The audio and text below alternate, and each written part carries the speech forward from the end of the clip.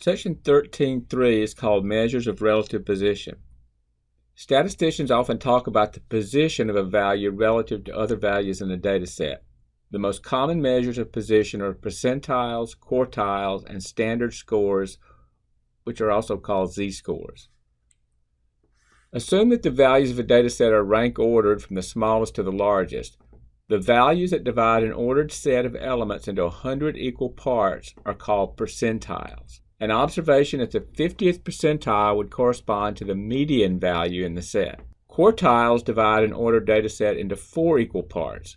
The values dividing each part are called the first, second, and third quartiles, and they are denoted by Q sub 1, Q sub 2, and Q sub 3 respectively. The chart displayed here shows a set of 4 numbers divided into quartiles. Notice that Q2 is the median, Q1 is the median of the values less than Q2, and Q3 is the median of the values bigger than Q2. Note the relationship between quartiles and percentiles. Q sub 1 is the 25th percentile. Q sub 2 is the 50th percentile, which is also called the median, and Q sub 3 is the 75th percentile. Standard scores are Z-scores.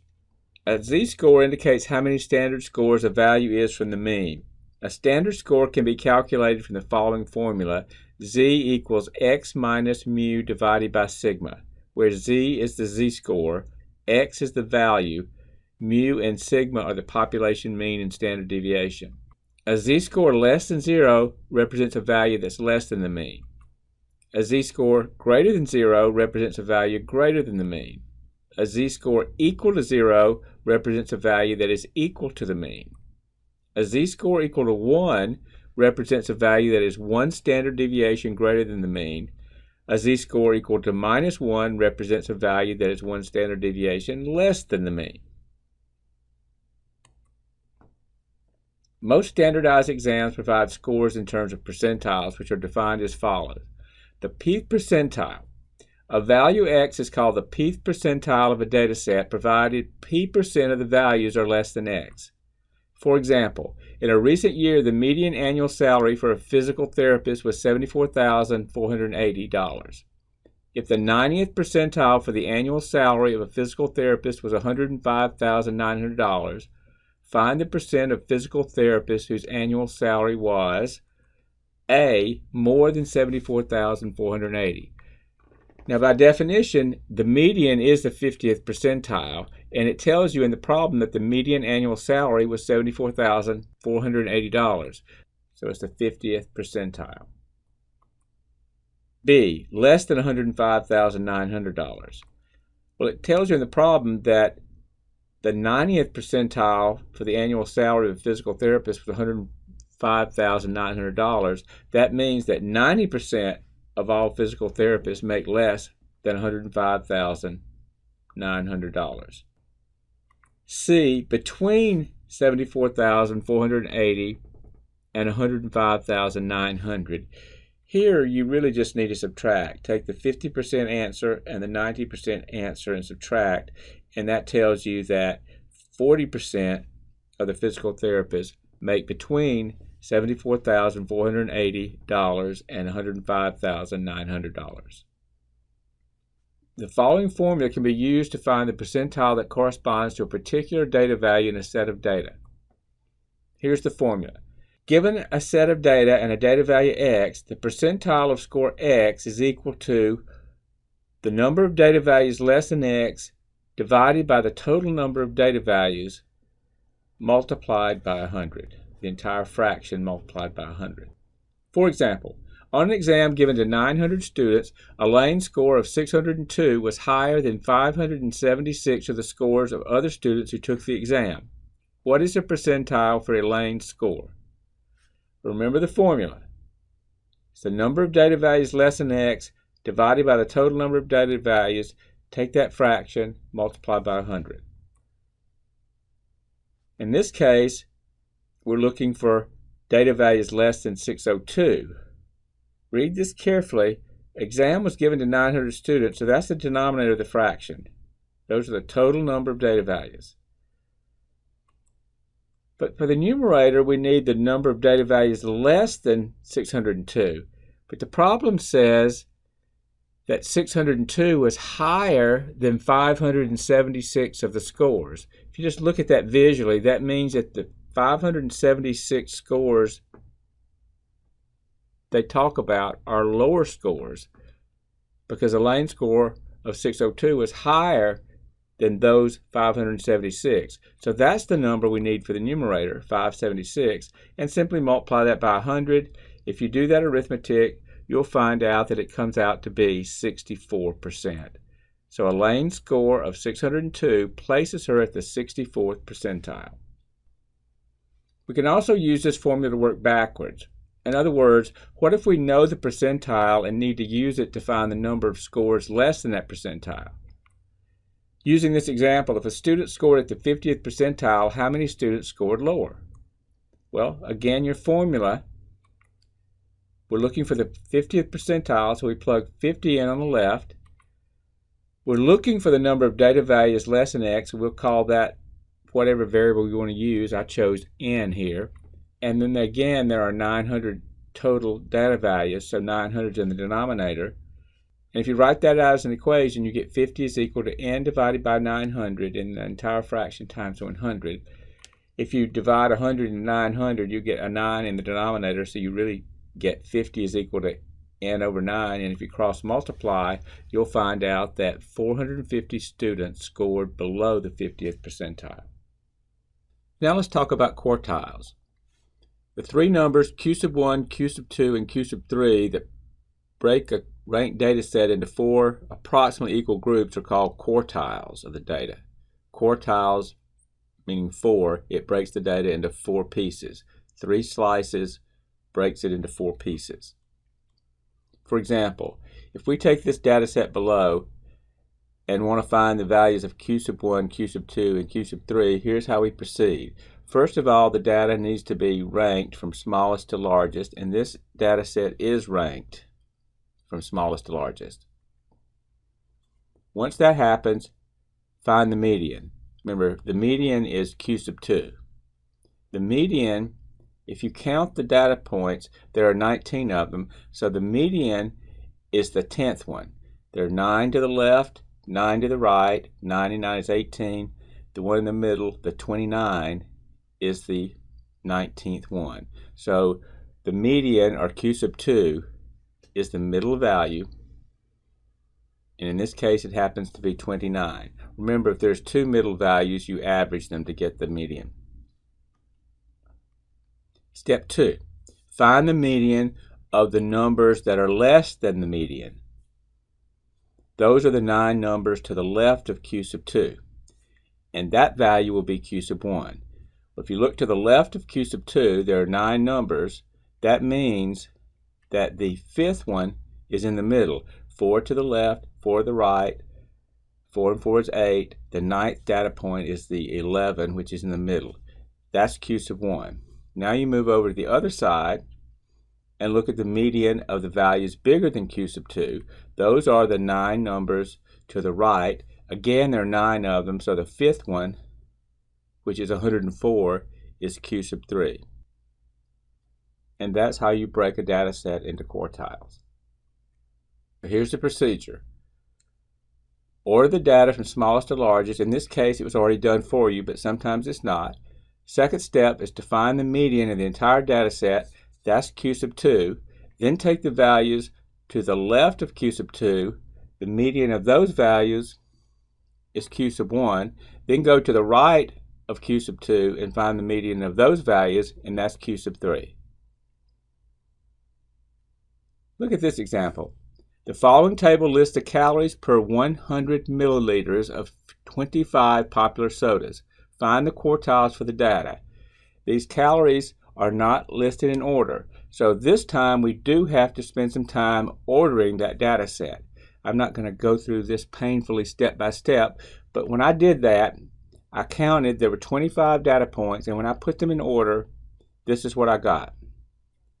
Once you've ordered, find the median. The median is q sub 2.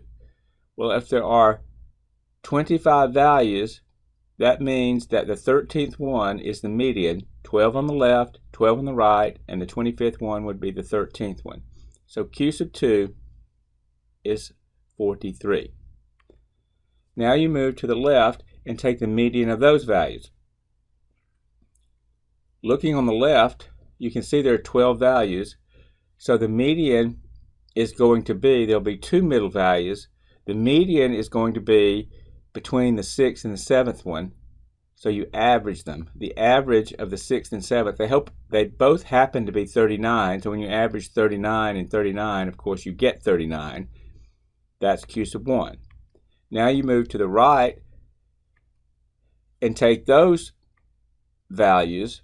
Again, there are 12 of them, so the median is going to be between 50 and 53. So if you average 50 and 53, add up 50 and 53 and get 103 and divide by 2, you'll end up with a median of 51.5.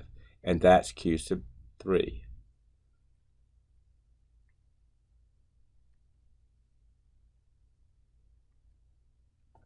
If the minimum and maximum values of a data set are included along with Q sub 1 and the median Q sub 2 and Q sub 3, they form what we sometimes call a 5-number summary.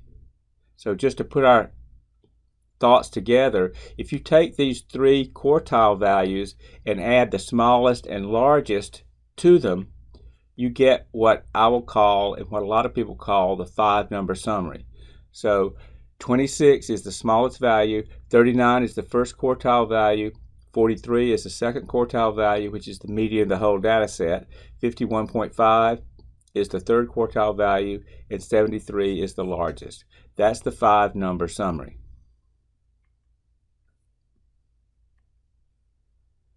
That 5-number summary is just a way of summarizing a large data set. If you have a whole bunch of data, it's really hard to think of it as meaningful because it's just so large. So if you can condense the large data set down to a smaller set of numbers, it gives you a better way of thinking about it. So if you look at those 5 numbers in the 5-number summary as being kind of a representation of a much bigger data set, that's the idea. Now you can turn that 5-number summary into something even more visual, something called a box and whisker plot. Has a funny name, but all you're doing is taking the 5-number summary and turning it into a picture. Let's just start back from the beginning. If you've got the data set, the median is the middle value when you've got them in order. And then you take the lower half of the data and find its median, that's Q sub 1. Then you take the upper half of the data and find its median, that's Q sub 3. And then you add on the minimum value and the maximum value. So just to summarize, going back from the very beginning, when you first start with the data set, you order the data and you come up with this 5-number summary. Let's take an example and take it all the way through the process. We'll turn it into a 5-number summary, and then we'll take that and turn it into a box and whisker plot. So this is an actual list of ages of presidents assuming office between 1901 and 1993. They're already in order, so you don't have to worry about that, but if they weren't, you would. There are 17 of them if you count. That means the 9th one is the median. That would be 8 to the left, 8 to the right, 8 and 8 is 16. The median value would be the 17th one. So you can see that the 1, 2, 3, 4, 5, 6, 7, 8, the 9th one, leaving 8 on the left and 8 on the right, is the median. So the median is 55. Then you take the lower half, the values to the left of the median. There are 8 of them. So there are 2 in the middle. Both are 51, so when you average 51 and 51, obviously you get 51. The upper half, the middle values are 60 and 61, and when you average those, of course, you'll get 60.5. The minimum value is thrown in, and the maximum value. So those are the 5 numbers. So the 5-number summary, minimum, first quartile value, which is the average of 51 and 51, the median, which is 55, the third quartile value, which is the average of 60 and 61, and then the maximum. Once you get the 5-number summary, we can turn it into a box and whisker plot. What you do is you take those 5 numbers and you make a box essentially around the middle 3. So the box or the rectangle has one endpoint at Q1, that's the 51, and the other endpoint at Q3, which in this case is 60.5, and of course the median falls somewhere in that rectangle. So do that first. Make your little box or rectangle with the left-hand part of the box being Q1, the right-hand part of the box being Q3, and it will automatically include the median. And then you put your whiskers on. The whiskers are line segments going to the left and to the right. To the left, they go all the way to the minimum value of your 5-number summary, which in this case is 42. And to the right, it goes all the way out to the maximum value in the 5-number summary, which was 69.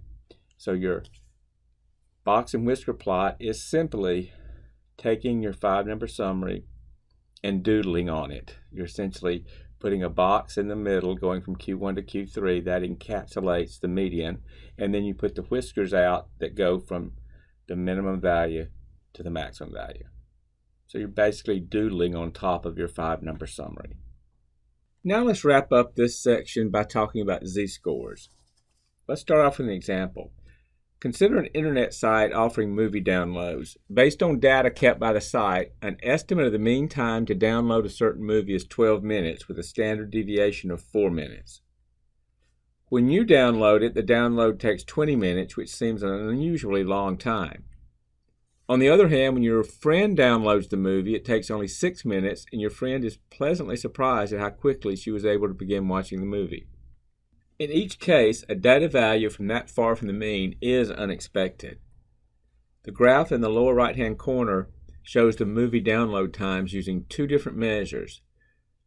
At the bottom, you have the number of minutes a time is from the mean, and above that number line, you have the number of standard deviations the time is from the mean. Let's take those one at a time. First, the minutes. Remember that your time for the download was 20 minutes. Your friend's time was 6 minutes. The mean was 12, so your friend's time was actually 6 minutes below the mean time. 6 minutes minus a mean of 12 results in a difference of -6. That means that your friend's download time was 6 minutes below the mean time. Your time, on the other hand, though, was 20 minutes. That's 8 minutes above the mean time. So in terms of minutes, your friend's time for downloading the movie was 6 minutes below the mean. Your time was 8 minutes above the mean. Now let's look at the standard deviations. We're going to do a lot with these calculations later, but just quickly, if you want to look at how many standard deviations away from the mean each of those mean times is, just take each one of them and divide by the standard deviation. And remember, in this problem, the standard deviation was 4 minutes. So if you take your friend's difference from the mean, which is -6, and divide it by the standard deviation, you get a -1.5. That means your friend's download time was 1.5 standard deviations below the mean. The negative sign indicates it's below the mean. Your download time, however, was 8 minutes above the mean. Again, divided by the standard deviation of 4, that's 2 standard deviations above the mean. So your friend's download time was 1.5 standard deviations below the mean, which in raw minutes is 6 minutes below, which is the -6. Yours was 2 standard deviations above the mean. In raw minutes, that would be 8 minutes above the mean. So there are 2 different ways of looking at this. The number of standard deviations between a data value and the mean is known as the data value's z-score, or sometimes it's called the standard score. The z-score, or standard score, for a given data value, x, is the number of standard deviations that x is above or below the mean. Below are the formulas for those calculations, one for a population, the other for a sample. It really doesn't matter because in the context of a problem, you'll either be working with a population or a sample, but the process is the same. To get a z-score, you take the x value, subtract the mean, whether it's a population mean or a sample mean, and divide by the standard deviation, whether it's a population standard deviation or a sample standard deviation. So the process is the same. It's x minus the mean divided by the standard deviation, whether it's a population or a sample. That's how you calculate a z-score. Keep in mind, if it's a population, it's the population mean and population standard deviation, that's mu and sigma. If it's a sample, it's x bar and s, the sample mean and sample standard deviation. But the process is the same. So for our purposes, when we're working a particular problem, it's the process. It doesn't really matter whether it's a population or a sample. The information that we're given will allow us to solve the problem the same way in either case. So here, as we go back and try to summarize everything, the z-score for your download time, the z-score for the 20 minutes that it took you to download is 2. That means it was 2 standard deviations above the mean. And the z-score for your friend's download time, the z-score for 6 minutes, is negative 1.5, meaning it's 1.5 standard deviations below the mean. Let's use z-scores to examine how well a student did on his test compared to other students. You're going to practice this a lot in this section and the next one, so let's get started with this example. Raul took 2 chemistry tests. He made a 72 on the first test. The mean test score for that test was 65 with a standard deviation of 8, and he made a 60 on the second test. The mean test score for the second test was 45 with a standard deviation of 12. In comparison to the other students, did Raul do better on the first test or the second test? This is a perfect place to use z-scores. We're going to calculate the z-score for each of Raul's 2 tests and use that as a measure of how he did relative to the rest of the class. Remember, the z-score, whether it's taken from population or a sample, basically you take the x value, subtract the mean, divide by the standard deviation, whether it's population or sample. So let's look at each test. For Raul's test 1, he made a 72 on the first test. So the z-score for that 72, you take the value, the 72, subtract the mean, which was 65, and divide by the standard deviation, which was 8. The 72 is the value, which is the score on test 1. 65 is the mean, 8 is the standard deviation. The value minus the mean divided by the standard deviation. If you simplify that, you'll get 0.875. Now let's do the same thing for test 2. For test 2, that's the z-score for a score of 60 on the second test. You take the value, which was the test 2 score, 60, subtract the mean on that test was 45, and divide by its standard deviation of 12. Take the value, subtract the mean, divide by the standard deviation. If you do that calculation, you get 1.25. So looking at those 2 z-values, you can easily see that Raul had 0.875 standard deviations above the mean for his test 1 score and 1.25 standard deviations above the mean on test 2. So he outperformed the students on test 2 more than he outperformed the students on test 1. So in comparison to the other students, Raul's score was better on test 2 than on test 1. Now that's in comparison to the other students, not as a raw score. We can also work backwards on these problems and find a value that produces a certain z-score. For example, suppose a blood pressure test was given to 450 men. The results gave a mean systolic blood pressure of 119.7 with a standard deviation of 13.9. If the z-score for one of the men was 2.19, what was his systolic blood pressure reading? And round your answer to 1 decimal place. Notice, as I said earlier, we're working backwards because this time we know the z-score. In the previous problem, we were computing the z-score. So what we have to do is write down the formula for calculating a z-score. Again, it doesn't really matter if it's a population or a sample. And we're solving for x this time, but we know that the z-score was 2.19. We know the mean blood pressure was 119.7, and we know that the Standard deviation is 13.9. So you plug those numbers into the formula, and I chose the population one, but if you'd chosen the other one, the process is the same. It's just whether you're dealing with a sample or a population, and it really doesn't matter in this problem in terms of the calculation which one you choose, because the process is the same. So you put 2.19 in for z. You're solving for x, remember, so you leave the x in there. The mean was 119.7, so that goes in for mu, and the standard deviation was 13.9, so that goes in for sigma.